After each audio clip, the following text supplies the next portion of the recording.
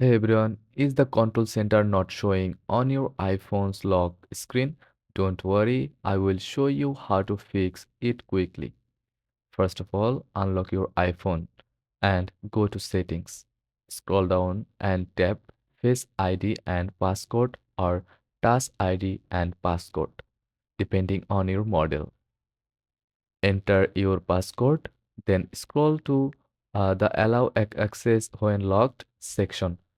Make sure Control Center is turned on. If it's off, toggle it back on. Now restart your iPhone. Press and hold the power button, then swipe to power off. Turn it back on to refresh the settings. If the issue persists, make sure your iPhone is running the latest iOS. Go to Settings, General, Software Update, and update if necessary. And that's it. Your control center should now work on the lock screen. If this helped, give a thumbs up and subscribe for more quick tips. Thanks for watching.